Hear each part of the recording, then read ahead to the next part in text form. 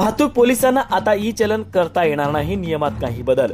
वाहतुकीचे नियम मोडणाऱ्या वाहन चालकांवर कारवाई करताना होणारे वाद आणि गैरप्रकार टाळण्यासाठी महाराष्ट्रात लवकरच वाहतूक पोलिसांना बॉडी कॅमेरा अनिवार्य करण्यात येणार आहे।